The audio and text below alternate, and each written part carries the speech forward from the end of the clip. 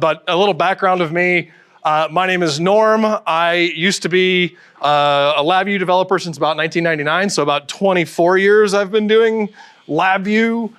Very passionately so, part of the LabVIEW community, if you've ever seen The Captain. But in 2008, I went from working at Texas Instruments, and now I work at NI. My focus predominantly, almost now exclusively, is gonna be RF type of situations and systems and applications. But when it comes down to it, LabVIEW is still at the core of me, and I can't ever let go of it. So let me see if I can sequence this forward here. There we go. All right, got a little bit of Floptron. So thank you all for being here, for coming, for standing in the back, and make room for people as they come in. Indeed, my name is Norm. I love LabVIEW, but one of the things that I love most is taking care of the people around me and being conscientious and doing the right thing for the next person downstream. And whether you program LabVIEW, Teststand, Python, whatever your weapon of choice is, this presentation is for you. Even if you're a hardware designer, I would say that this is a revolution that I'm looking to start that is not being talked about in the world. Namely, if you were wondering, is that a misspelling? It should be DFR. No, it's DFD, designed for debug in particular. So hopefully that got you into the room a little bit. At the beginning of any presentation that I give, I picked up a tactic from somebody else. Make a promise. You're here spending your time, and you think I'm gonna help you out. So I hopefully can give you this. The promise I hope to give you is that you walk away with newfound skills and enthusiasm for proactively augmenting your development with a mindful compassion towards the next person who will be needing to debug your code, which of course, as we know, might be you, all right?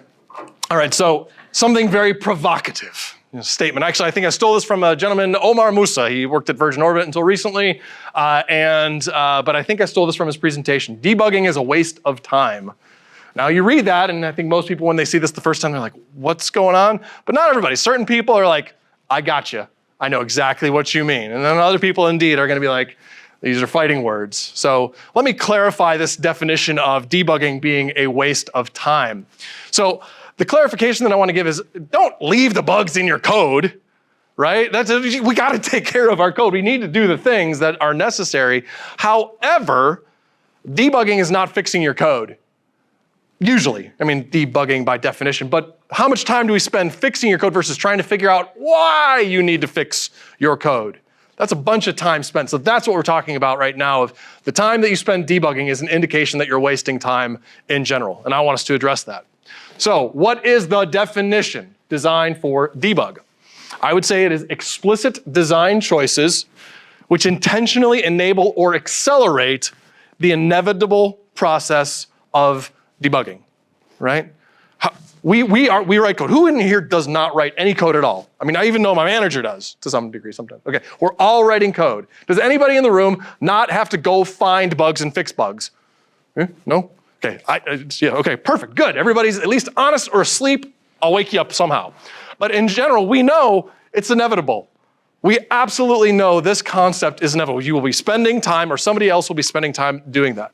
So I propose that you have a choice that you can walk out of this room with. One, you can design for debug, which in my opinion is designing for reality, because we know what's happening. You just all admitted to me that you write code and get code and change code that needs some form of debugging.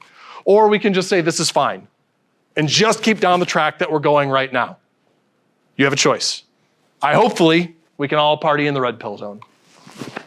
All right, so why do we waste time, right? So first off, the reason that we waste time is because we program for the happy path. So often the code that we make is designed to work well, right? And we focus on getting it working. And so we just have our mentality of, I'm going to put time and effort and love into making something fly. And why else do it? Well, we also know that we want to go fast, right? The development cycles, got to get it done fast, got to go, go, go, go, go. And so we've got this pressure on us and we're ignoring reality. And the reality is that we're not perfect, right? Let's stop. I mean, I know that Stephen Loftus-Mercer's in the back and he would claim otherwise in certain circumstances for what he makes. But in general, I make imperfect code. Hi, my name's Norm. I don't make perfect code. Thank you, there we go. That's the right response out of that one. Indeed, so let's stop pretending. Let's stop coding like we're coding perfect code. And this is a quote from David Corney, and I wish I could pull out. Anybody here from the UK? I need this in a UK accent. Nobody? It's all bloody well and good till something stops working. Right, so that's, but right, we program, it's like, oh, it's working, oh crap, here we go again. And we get into this churn and indeed waste time overall. So I ask, what do you want to do? Do you want to create something that you can look back on and say, that's a heck of a thing? It doesn't have to be a monument. I'm not talking about it. Like, who here would consider themselves maybe like a level 1 programmer? I create stuff for me and stuff that I do, and I'm not really creating stuff for the bigger world outside. I'm kind of really focused on my own little ecosystem. We've got enough, right? This still applies to you. You might not be making grand architectures, but you yourself are debugging and other things. So, or do you want to curse yourselves towards trying to debug, right? And we know that we've seen diagrams like this. I see Bob Shore up here in the front, a veteran of the community has seen diagrams that look like that, right? Well, what do? Well, let's keep double clicking VIs and probing VIs to get all the way down to figure out where things are, right? Well, that's a terrible existence. Anybody who's done resolve file conflicts dialogue, right? That's a great example, right? So there's a bug. You don't want that. More importantly, what do you want to give someone else to do? I've got a family, I've got twins at home. And there's plenty of times that working in technical support engineering at NI, run across diagrams like that, right? Try to help customers, and it's just so much time to try to figure things out. And other people, yourselves, whether or not you got hobbies or things, there's things more important than work. And wasting time debugging, trying to find the problem, is taking us away from the bigger things. Oh, there we go. All right. So why does identifying the problem, why is it just this time suck? And another thing that hit me within the past 3 weeks, it's like, why are some people better at it than others, right? Why, what is it about it? I'm like, because I'm an RF guy. I can look at a signal, a spectrum, complex IQ data, and go, there's a phase discontinuity somewhere in there, right? You don't have to know what that means, but there's plenty of times where you're looking at some code. For those veterans in the room can go, oh, I moved that indicator a little bit and that thing happened on the other side. Well, it's clues. We're all looking at clues. We're all trying to dig out little clues in the code. Now, some of us are indeed our Sherlock Holmes and can go, oh, there's a speck of shmoo on the shoe and I know what to do and rhyme apparently. But indeed, what are those things? Well, there's an instinct aspect to it. Not all of us have the instinct, but certain people do. There's a sniff test, observations, right? That's a big thing, Sherlock Holmes kind of stuff. And what happens if I wiggle this? But there's 2 big things. These bottom one are, I'd say, pretty fundamental towards that aspect that not everybody walks to the table with that we need to start to address, is the historical knowledge, right? I work for NI, I've been working with our RF stuff forever and a day, I've been working with LabVIEW stuff for a long time. I kind of know when something feels like a memory leak or a glitch in the data. And then there's a systematic understanding of kind of what's happening. I kind of understand how the LabVIEW compiler works to a certain degree. So when I see something happen, I'm like, that's probably what it is. But most people don't have that. Let alone if you make something, right? How many clues are you leaving for yourself? And the reality is that more often than not, future you is going to be way more clueless than you are today. We need to deal with this idea of lack of clues, or stop thinking that you're gonna be Sherlock. You solved your problem in your bug like that right now. Are you really gonna remember it that easily next time in your code? All right, so hopefully most of you are sold at this point, right? I was like leading the charge into the future for this one. But if you're not, even with there's a lot of new fancy things in the world. There's new languages. Oh, Rust is the hot stuff nowadays, and Python, everybody's got stuff. Test-driven development, test-driven design. There's a bunch of stuff that exists out there that is helping to improve the status quo, the state of the affairs of everything that exists. Wonderful, great, continue to charge towards that. But there's a reality of we're still debugging. If test-driven design, for those of you who know what that is, it's a whole ethos, effectively, or solid principles, were perfect, we wouldn't be spending time debugging. And who here still spends time debugging? Come on, wake, everybody, hands should be shooting into the air. So if those things exist, and we're still debugging, maybe it's a constant of the universe that debugging shall happen in code. And it's a factor in front of it that scales it appropriately. So maybe no matter how easily you debug, you could probably make it better. And if it's really, really bad for you, well, let's act accordingly. All right, so for those of you who understand the concept of technical debt, it's the word that I like to use. I think that debugging is a technical debt issue. Let me make the case here. Bugs equal technical debt, right? You've done something wrong in the code. You may know about it, you may not know about it, but it's something that will need to be paid for later. It's a loan that you've taken out. Time spent finding that problem is paying off the interest. Right, you got a credit card or a mortgage, right? You pay your mortgage. What does your mortgage go to first? Interest, and then a little tiny slice of your principal, depending on how many years you've got left in it. So I would say that fixing the issue indeed is what we want to do. That's paying off the principal. But the worse that your code is at debugging, that's high interest rates. Your code works. You own the house. You own the car, whatever loan you want to put this into as a concept, but you've got a 28% interest rate coming at you real fast the first time a bug happens. If you've got constants all over the place and race conditions and all the things that can cause some of these problems. All right, so I mentioned this before a little bit, this concept of design for test, and I want to just acknowledge they're different. There's design for test or test-driven design is definitely different than design for debug, and I don't think debug-driven design is a thing. I don't know if I need to belabor that or not. But design for test covers, still have a laser pointer, right? All right, so design for test still covers a certain section of problems in your code. Ideally, it should prevent them from even getting out the door, but ideally it helps you find them fast when something regresses. Great, I don't disagree, that kind of lives in that middle section itself. But designing for debug, I would say, is inherently different, right? And we're gonna talk about what that is. Any questions so far? I'll pause, we're doing okay? Everybody in the back can hear? All right, got a lot of voices in the back, thank you very much. I can't click here and I need to click here, this is gonna be hard. Yeah, okay. All right, so let's take an example here, and actually because Darren Nattinger is gonna be in this room afterwards, he's gonna be showcasing DQMH to the hilt. I'm gonna hold off on actually driving through this example, comparing, and I'm just gonna hand wave through it. There's also a lot to get through in the time that we've got. But if I were to go into the continuous measurement and log, at least I can open it up. I do this to myself all the time. I say I'm not gonna do it, and then I walk to it. Darren gave me the nod, it's okay. So, or he was saying I just do it, so either one. All right, so let's go ahead and the NI continuous measurement and logging example, right? Can you send that on? Yes, I can. This is not LabVIEW 2023, this is LabVIEW 2022. Yes, you will ask me afterwards what this thing is, just so I can get it, zomit.exe. Go search for that if you want to zoom and annotate. Do it after the presentation, consider it. There you go, that's that thing. All right. So yes, that is not LabVIEW Zoom. I don't need it. All right, so we have multiple individual, let me get that sized a little bit better for us here. Sorry about that. It's hanging off the bottom side of the screen, right? All right. How would one deal with insight into what's happening on this diagram when it's running? Or the other loops that might be happening down low? Is there anything in this default stock shipping NI queued message handler with a few different, is that really dangling that far off the page? I guess it does. All right.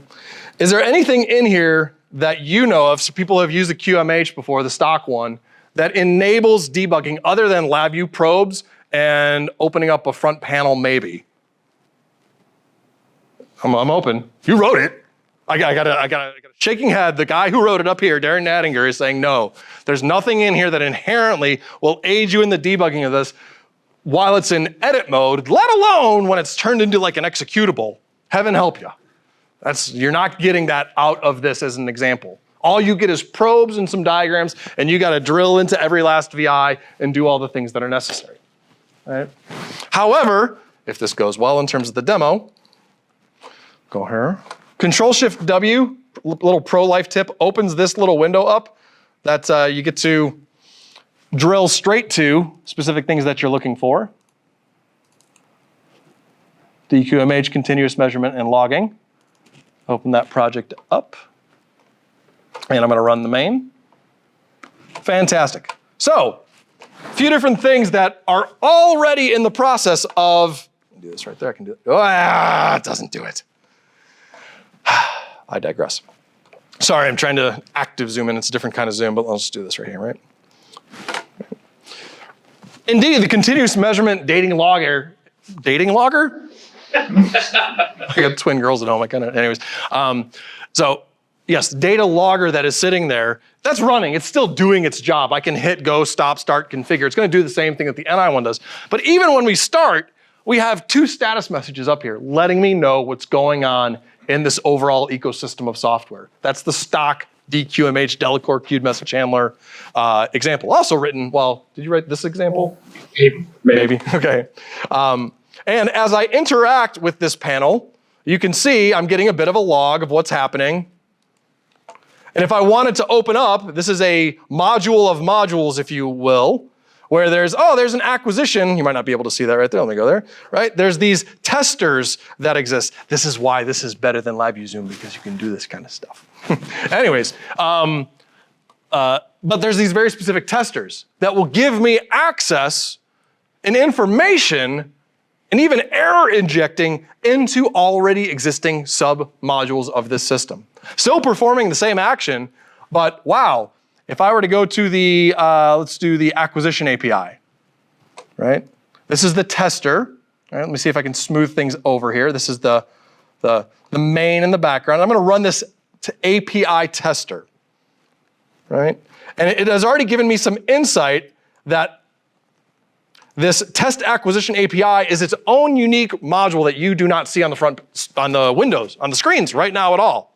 It's a sub module, like one of those sub VIs in the loop, that this user interface is leveraging. But I already can do certain things where, hey, I can show the block diagram for troubleshooting. I can see if indeed the module is running. And in this case, I can even start the process over here, and you can even see a reflection of the data that's going through that module. So when crap hits the fan, you've got some levers you've got insight, you've got ways to get to the problems, all of this. Which one would you rather have? Let's go. Who would like to have the stock NI QMH and thinks that's great for debugging? Who wants the DQMH implementation that already comes with that for the free? Yeah, there we go, fantastic. I'm sure there's active framework people in there. There's other reasons and ways to do different things, but who wants an easier ability to debug like this? Once again, come on, it's early in the morning. Nobody, okay, anyway, close enough. All right, let's go ahead and stop these things. Stop and close, stop module, close that. So on and so forth. Fantastic, that didn't take too long. All right, so techniques for everyone. You get a technique, you get a technique, and you get a technique. All right, wrong clicker. All right, so I see as, once again, I stated earlier that this is applicable for everyone, depending on your individual level, or was it evolution in Pokemon? It was past my time. But I would say that for level 1 users, I create systems for me. I'll give you techniques. For people level 2 developers, I build larger systems off of other people's things. There's tools out there and techniques for you. And lastly, I'm a level 3 architect. I make frameworks for others to leverage. There's techniques. This is applicable across the board. I would even say outside of software. All right, so what do we want to provide the future? We want to provide them 2 things. We want to provide them insights and accelerators. There we go, 2 things. Insight and accelerators. If you're wondering what do I need to do, if you walk away from this room going, what did he say again? Remember, insight and, let's do it. This side of the room's insight. When I point over here, you're gonna say accelerators. Insight, accelerators. Insight, accelerators. Okay, perfect. Yeah, that would have been weird. Somebody else answers behind me. So yes, insight and, so what are insight and accelerators if you don't already have kind of an instinctual tendency towards it? 1, information which leads to identification, right? It's clues. Right, that's kind of a better way to, I could have said clues and accelerators, but I like insight and accelerators better. Better alliteration, right? You got Wordle there, I think that kind of took the world by storm to some degree, right? It's like, what do you do? It gives you hints. There's a letter that exists in the word, or this letter exists in the right position. What's the next thing? You're doing this detective work to try to uncover what the word is, right? Accelerators are a little bit more esoteric. You might not be able to connect that in your head, but I already used some examples.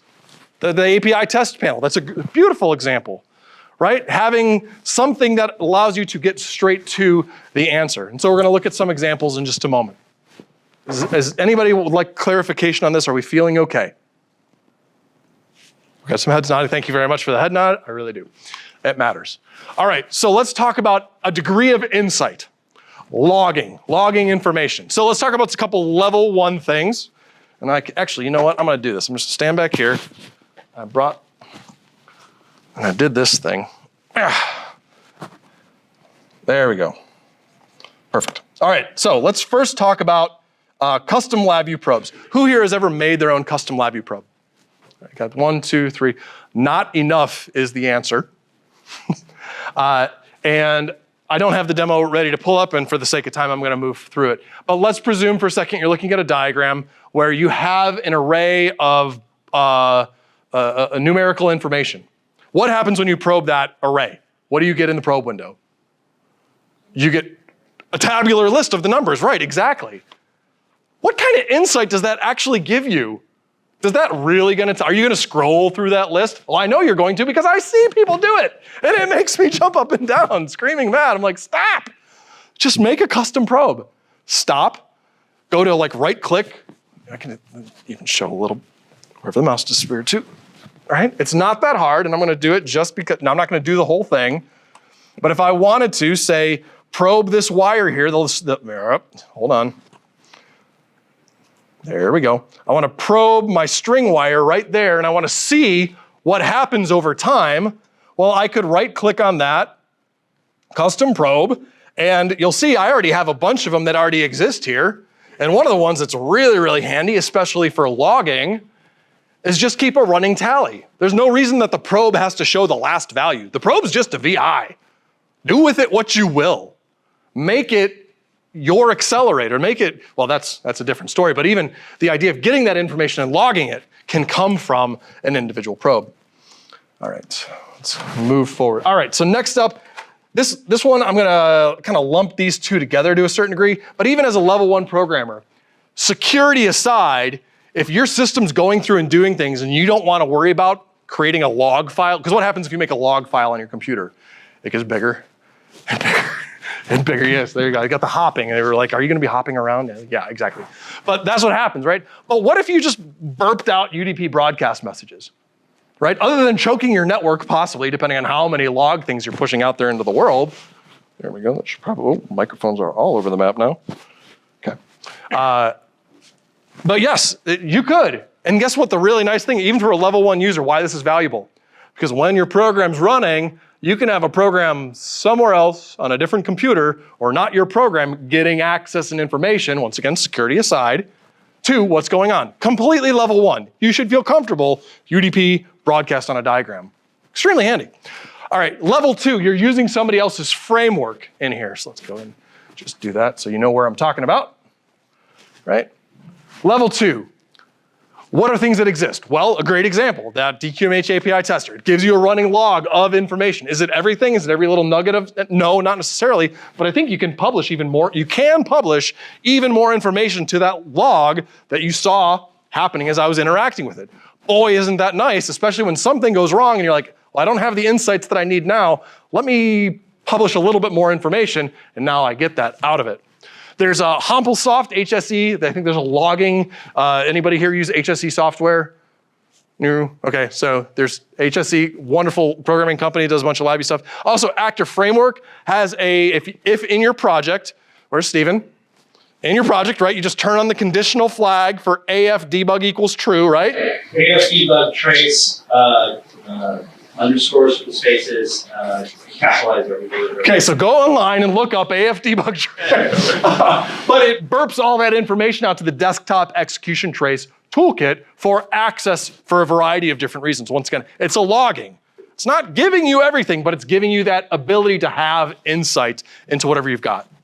And lastly, up on the list here for what we've got is this concept of, there you go, configure, like a level 3, you're making a thing.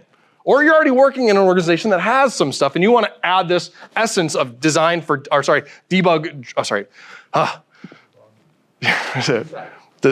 Yes. Yeah, well, you're trying to add insight, but it's designed for debug. I keep getting back and forth for debug-driven design. But yes, you're designing for debug. This first one, configurable levels of details, is what started this brainchild of mine. I was working with a tool that basically is like a KVM switch, but wherever you move your mouse, it like hops over to this other computer, another monitor, and you don't have to like hit a button to do KVM switching. It was great. It's great. Something went wrong in the network connection between the computers where I'm just kind of, it's called synergy, for those of you who are interested in knowing what that is, right? But something went wrong, and I'm like, crumb. And I noticed on like the options page, actually I think it was even on the top one, there was a drop down for debug information, and it was just set to info. I'm like, oh, what do we got here? It's not even a Boolean, it's a drop down. It's like debug, error, info 2, debug 1, debug 2. It was like different levels of information, automatically filtering it for me. And you sure as bet I went all the way down to the bottom, and then I got right out of that lowest level because it was way too much information for me. But I kicked it up a couple levels, maybe to debug level 1, and it was a security issue on my system. I figured out my own problem because somebody designed in a configurable levels of information option for me to leverage. If you're making a thing for your people, do that. Right? You don't have to log everything all the time. It's okay. There's problems. There's things that are not okay with programming. But what was that first square that I had in the upper left-hand corner of the screen when I said, what are the reasons that we waste time? We program for the happy path. When things are going wrong, do you really care about the happy path going fast? No, because you want to. It's more important to get the information. Now, sure, there's Heisenbugs and Mandelbugs and stuff like that. Like, oh, when I turn on debugging, it goes away. Well, that's its own sign of something going wrong. But very, very important. Some of the other ones for level 3 that I can just blast through are, what if you could just save the information from the cluster or the last number of system states and actions in your queued message handler, right? And you didn't have to force somebody to drop a probe to make that happen. It was just part of the framework, right? It's just turn this thing on or just hit a button and it slams it off to some other place on disk. Stephen, yes? There's a neat trick for configurable levels of information. A lot of applications have just a single log file and you dump information. Building separate logs and multiple loggers is much more higher skill. If you just put a prefix number at the front of it for how important is this, it makes it very easy to filter down for, I need the big steps. Okay, so I see the level 1s. I need the next level of detail, fill in the level 1s and 2s. Simple grep tools or filters can often make a big difference, even if you just have one log file, just by prefixing your outputs. I like that. Good tip. Alan? All the AF debug trace messages are prefixed with AF code. Okay, all the AF, for those in here, yeah, all the debug logs for AF have that same thing. Surprisingly not, because Stephen was one of the architects on it. So, all right, moving onward and upward. All right, oh, gosh, so many things to say, but this last one is also very interesting because it harkens to the second one that we've got up there.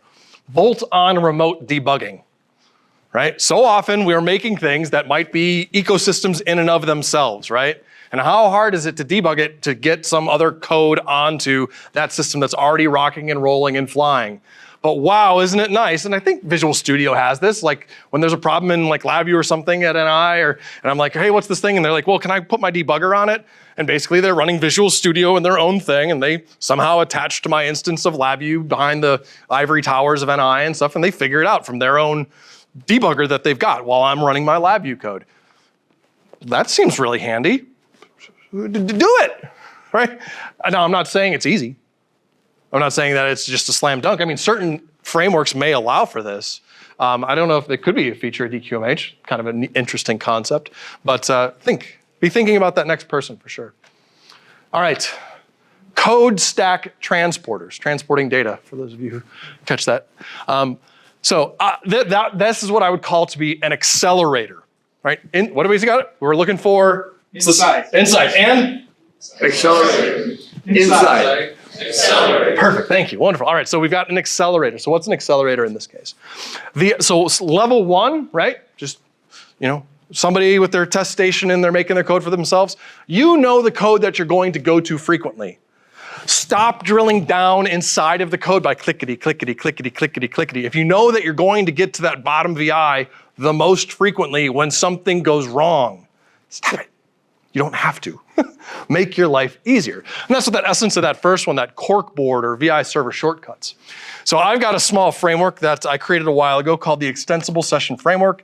It's a very, very lightweight tool for making session-based, reference-based APIs.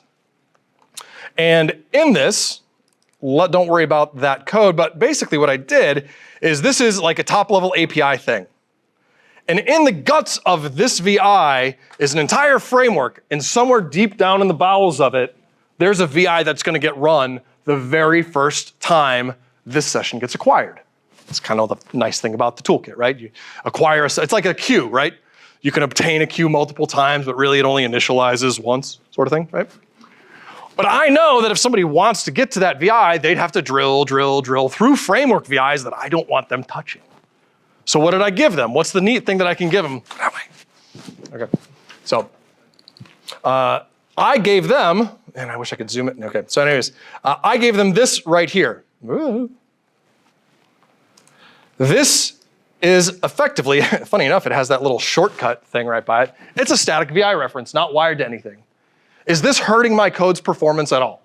No. No. But what is it gonna give me if I double click on that? Direct access. Direct access to that VI that's called all the way in the bowels of that framework. And you know what? When somebody has a problem with this API during initialization and it spits out an error at the top level, what do I want their experience to be? Well, I didn't give like a whole bunch of tools, but you know what I did? They go into there, I should have like a big banner around this critter right here going like, click me, don't go inside of here, right? To get to what happens at that very first thing. It's very simple, super lightweight. I just got confirmation it does not hurt the compilation or running of it at all. But when I click on that, boop, there's the VI that gets called, as opposed to, let me just do the compare. There's that, there's that, there's that. Find the specific node, double click on it, deal with the dialog, find the right one, double click on that, and now I've got that, right? That's not what we want. So let's go ahead and go. Yeah, I'll leave them open. That's right. And then I'll do window 2. Yeah, there we go. Awesome sauce. All right, so let's see. So that's what I refer to as if you were to take a bunch of those server shortcuts to the parts of your framework that you need, once again, level 1, easy stuff, just make a VI.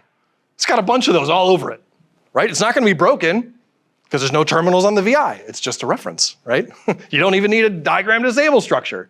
And now you have a thing where you can arrange, hey, you wanna navigate my code base, instead of having to drill all the way down, here's your little shortcuts, right? Or if you're a solo developer, make a VI called corkboard. And when you're like, man, I'm debugging this over and over and over again, just drag it, throw it up on the corkboard, and now you've got your VI. Throw the VI away when you're done with it, right? It's just this mentality of making your life easier. All right, let's accelerate through this. Custom projects in general are ephemeral things. The code is not necessarily locked to the project. And I'm not thinking RT and other nuanced natures of that. But for me, if I want to navigate my code easier, I could make a custom project, a secondary project that just has things laid out easier for me to debug. It's another example of that one.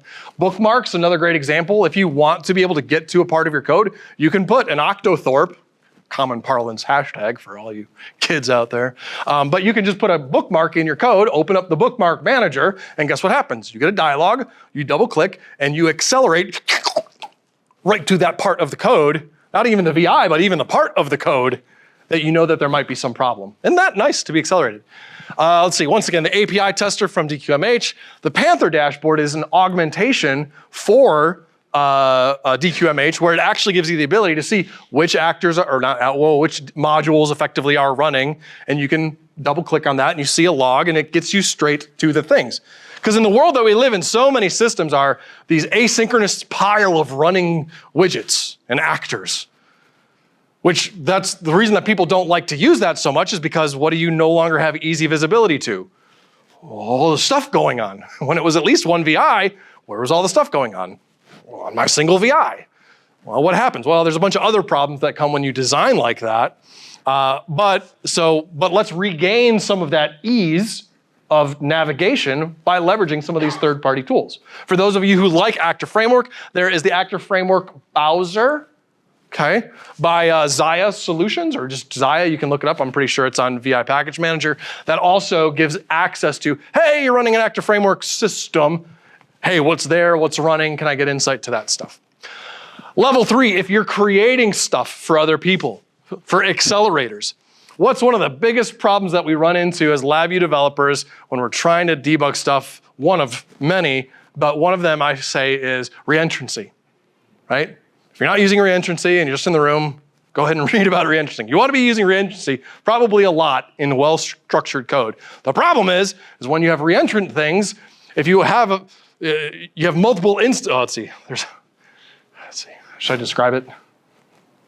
Anyways, if you have a single VI to debug, but there's multiple reentrant instances of it, figuring out and getting to a specific instance of it that either is causing a problem or even might not even be throwing an error, but you want to get to that one is painful.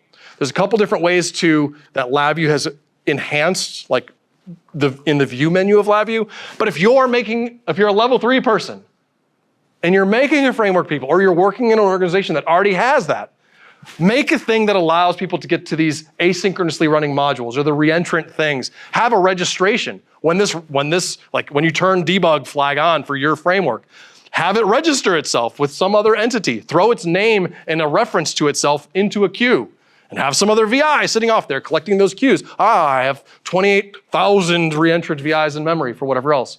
Because once again, when everything goes wrong, you're not worried about that happy path anymore. But boy, wouldn't it be nice to try to figure that one out. Custom framework browsers, that kind of gets to what we talked about before. And this is something Darren brought up to me, was this idea of emulate tools that you know that you like that allow you to get to the problem faster, right? Like the memory allocation or the memory profile tool, right? Hey, this thing just took up 12 terabytes of memory space on your computer, right? Something egregious like that. Well, you can sort by how much memory this thing has, and what happens? You double click on it, where does it take you? To the top level VI? No, it takes you right to where that VI is, right? It accelerates that process. All right. And VI Analyzer also has something where if there's a bug, if there's a problem and it doesn't pass the test, it presents a dialog to the users. You double click on it and it takes you right to the problem. Accelerators. All right, so we're gonna do 2 more. We're gonna do data dumps and issue recreation, and but this could go on for the entire rest of the day and beyond.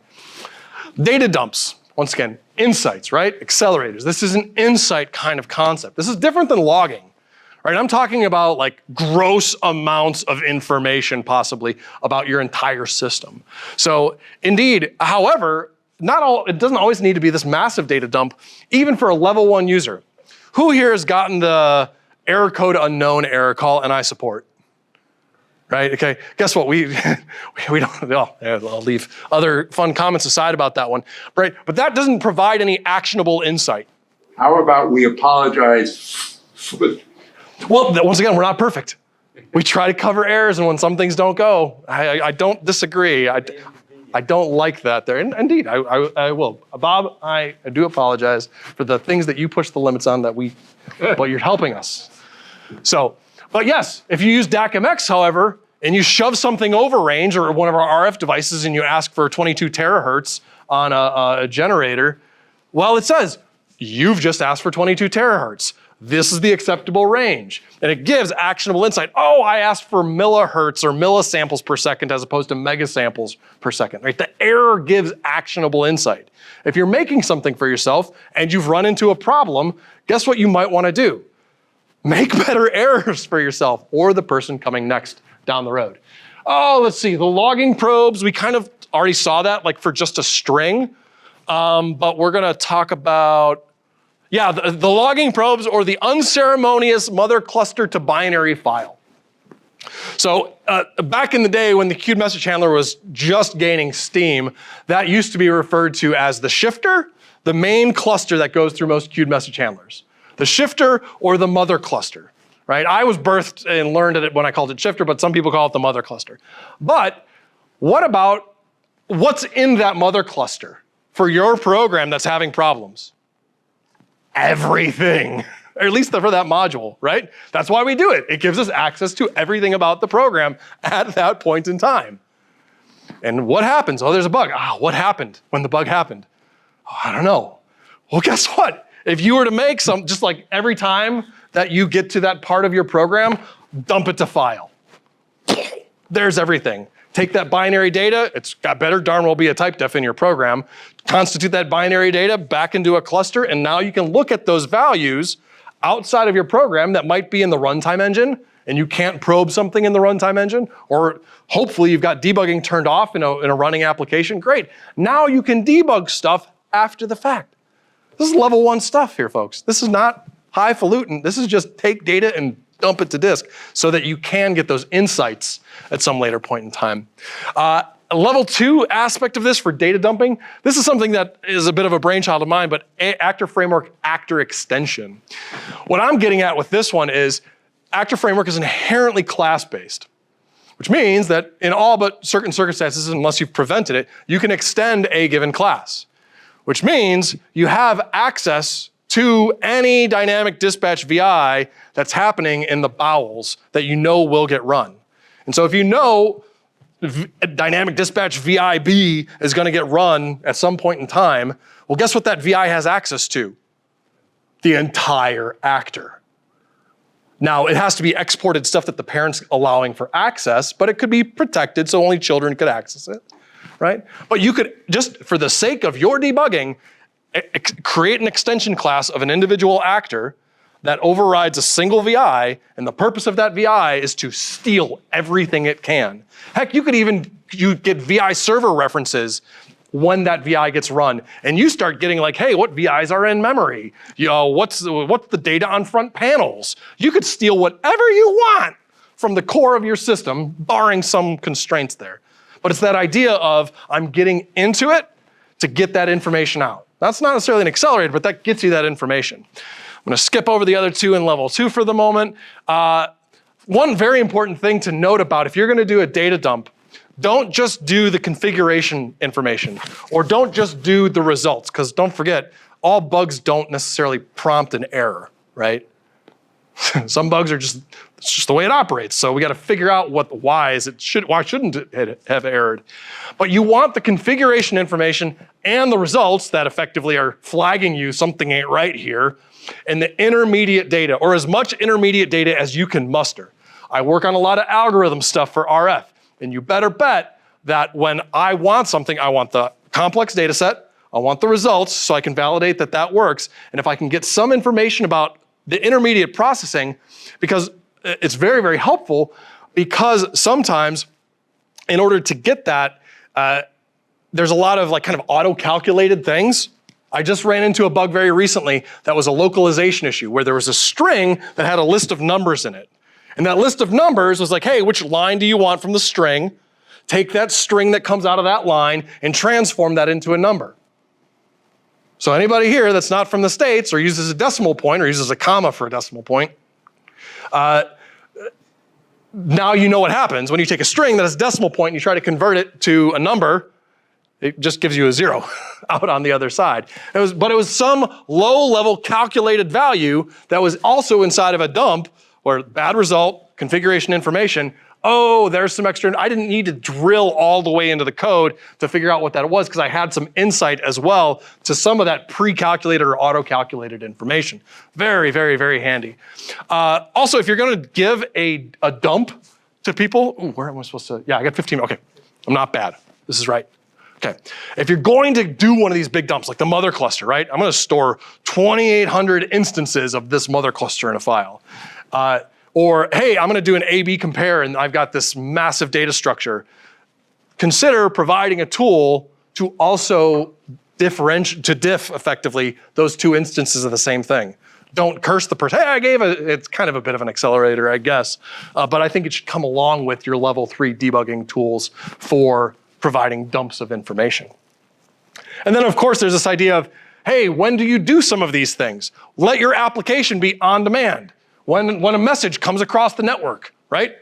Dump everything. Or only when the error happens. Or hey, I don't know when this happens and I don't need to record every last iteration of my loop, but let me maybe every second do a dump off of this one, right? These are just considerations for somebody making a framework to make it easier for that next person to debug downstream. All right, okay. Okay, I know we're getting a little bit tired here. What do we got over here? We got Inside. Inside. that's good. We're gonna do it one more time before the end of all of this with more enthusiasm next time. All right, awesome. And all right, so the last kind of description for the accelerator crew over here, issue recreation, right? So level one would be a message playback, right? There's a lot of us that use queued message handlers nowadays. It's kind of common fare for most of what we do. Even Actor Framework, believe it or not, is just a queued message handler. It's just fancy, right? It's a bunch of do's. But what if you could play back those messages, right? If you could get your system into a certain state and then you don't have to worry about pushing buttons on 2,800 different things, you could just play back those messages into your Actor or DQMH or whatever else. And you could go at a slower rate, right? Presuming race conditions and stuff aside, or to some degree, if it doesn't happen when you go slower, it's a pretty good illustration that you might have a race condition, right? That's known. Also, recorded data as simulation data. Ever since I've been involved with the NI family, every demo that we got has the ubiquitous, lonely, sad little sine wave. And so often when I see people make simulation classes or simulation actors and stuff like that, what's the data source that they throw in for that? Probably some dumb sine wave, right? It's just really, how about if you were to make your thing capable of playing back actual recorded data, real data sets, real functional things that actually give better insight? Chris.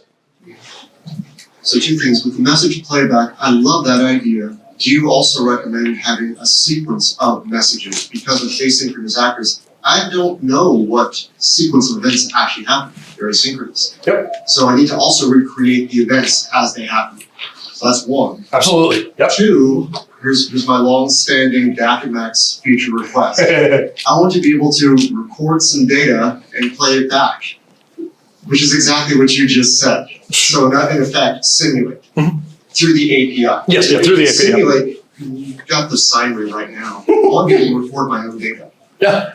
Well, we do that. The LabVIEW FPGA facilitates that, not necessarily DAC-MX, but LabVIEW FPGA does have that if you want to do, hey, where do you want your simulation data to come from? Can it come from a file? Do you want it to come from a memory location? That's an illustration of that, albeit not in DAC-MX. And then the third point up here is a big one. So for those of you who have never seen me talk about SMORES, S-M-O-R-E-S, scalable, modular, reusable, extensible, and simple, right? It's core fundamental principles of programming that I live, breathe, and die by, and I wish I could start my first revolution off of that. But there's this essence of modularity and functional containment. And if you don't write code that tries to embody containing functionality, it doesn't even need to be separate actors. It could just be sections of your block diagram even. If you don't do that, if everything is just Play-Doh code, mishmash together, I've got UI next to file logging, next to everything else because I only have a 300 by 500 pixel zone to kind of shove it into DQMH, then it's really, really hard to debug that. But if you allow for the essence of functional containment in your code as a principle, as a core principle, I'm going to try to what's the roles and responsibility of the thing that I'm making? And make sure as a minimum there's white space around it, or it's in its own module, or it's on its own loop. And it really makes doing some of these issue recreation easier. All right, let's see. We talked about class extension injection. I'm not gonna talk about, this one's probably the most wishy-washy out of all of them. But these 2 accelerators and these 2 degrees of insight are just part of the story.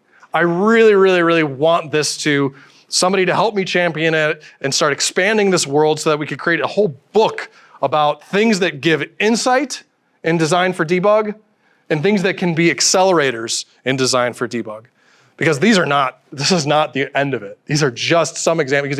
Everyone is like, it's a 5-dimensional puzzle of like different things you can do, different levels that can be done, different languages as well. So, all right.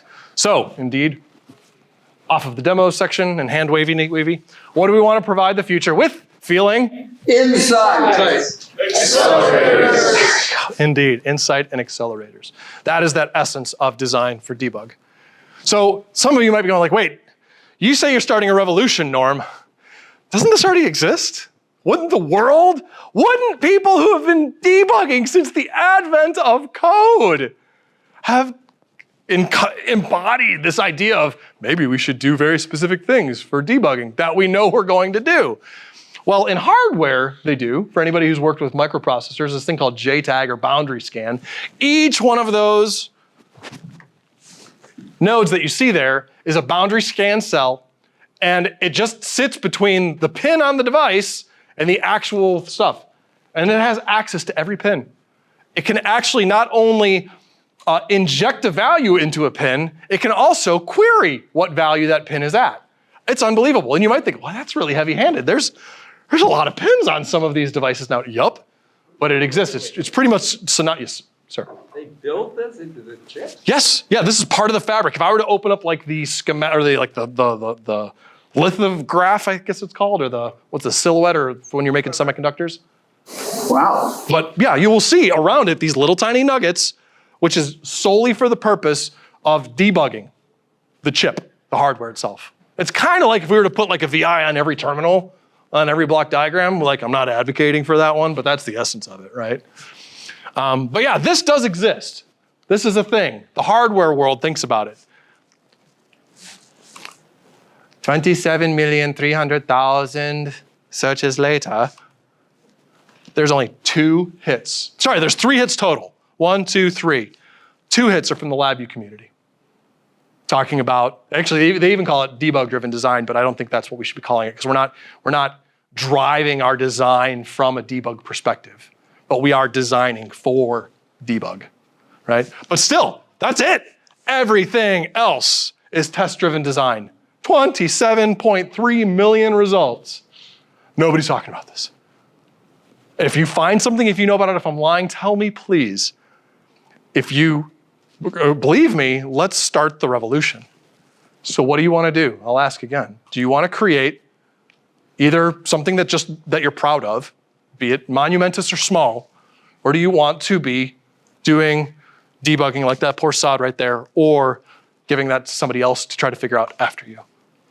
So hopefully you can walk away with, indeed, a newfound enthusiasm and skills for proactively augmenting your development with a mindful compassion towards the next person who will be needing to debug your code, which of course could be you as well. Thank you. Any questions? Any questions? Let's start over here. Have I lit a fire under, oh yes, thank you very much. Yeah, I have like a senior person at my company that does the LabVIEW, and he has his whole nest and spider webs. Would it be like a good idea? I'm just starting, so I'm not right there. Would it be a good idea to help simplify his like VIs, his custom VIs that he's already like been? Sure. So that bigger question, there's this large spider's web of things. Now, I don't know whether it's a rat's nest or just a spider web. They have different degrees of complexity and elegance to them, of course. But if you believe, I would say that if you lead the charge for the little things that you do, or if you find opportunities, you find yourself debugging in very specific ways of like if it's really hard to get to the core of it, make the thing that makes your life easier. Then make it good, and then get it out to other people. Because you know that nothing makes me happy. Well, there's a lot of things that make me happier. One of the many things that make me happy when I'm programming is when I make a tool that every time I touch it, I'm like, yes, that made my life so much easier. And I made it for me and it didn't exist in the world. And then the idea is trying to champion it out for trying to make it other people. So hopefully, be it techniques or tactics or the individual thing that you do to help navigate and debug for yourself, well, if it doesn't hurt the code, that's usually the thing. If it's this whole big thing, you gotta be careful. It might be fragile, it might be robust. I don't know, I haven't seen it. But start down that path of trying to make that process easier, and you'll reap the benefit, and other people will too, likely. Awesome. Chris, another question, please. If you had infinite time and money, what tooling would you create and distribute to the LabVIEW community to affect the change that you'd like to see done?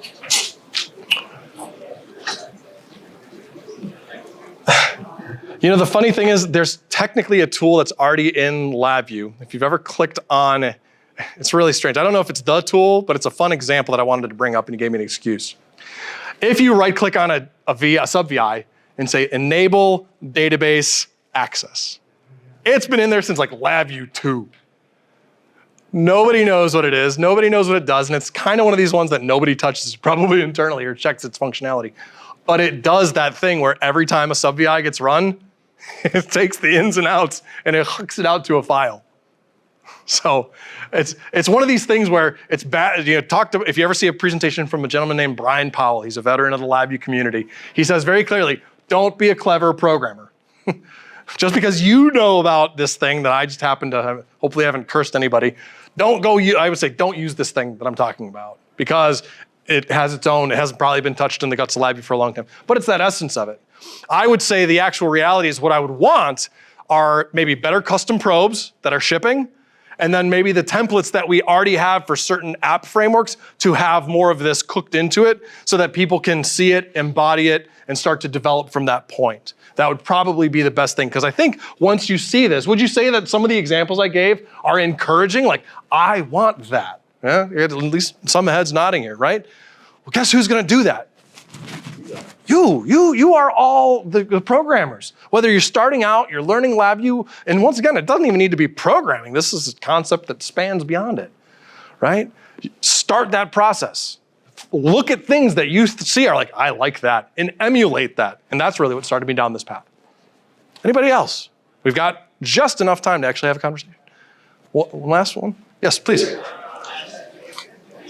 Hi, so I'm probably like a cloud level developer, like very low, don't know what I'm doing. So I love your presentation and I love the idea of it, but I don't know what I'm doing. Like a lot of the words you're using, I don't know. So and I don't really have anyone senior at my company that I can go ask for help. Yep.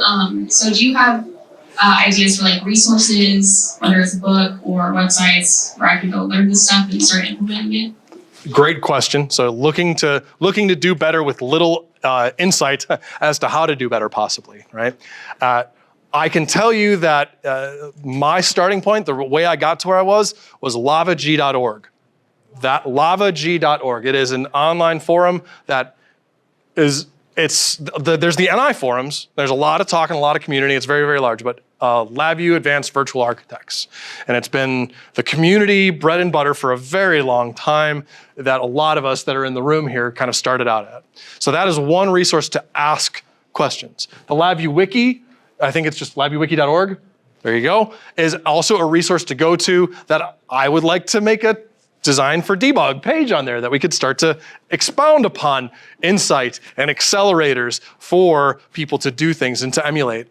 So do I have a specific thing? Unfortunately, not really. In terms of how to learn some of the tools, I think LabVIEW for Everyone is probably a pretty solid book that most of us would kind of nod our heads towards being a compendium of good information of how to do things, and then being active in the community, and then also trying to contribute. If you see, like, if you're going onto one of these communities, look for unanswered questions and just see if you can, don't just lurk. Try to see if you can figure out how to do this thing. Or even like Reddit and the Facebook groups. So it's funny enough, there's a lot of people asking interesting, silly questions, not even silly, but they're just questions that people are like, I don't want to do this thing. And it gives you that opportunity to give back. And what ends up happening is people will collect around you as you ask your question because you've been answering that, and you'll get a little bit more traction as well. At least that's how it worked for me. Also mention that on the community, there is example code contributed by both NI engineers and other people. So if you want to go look for, and I know, before anybody says anything, I know there's some various levels of quality there, but it is a place to get started. Yep. Any last questions?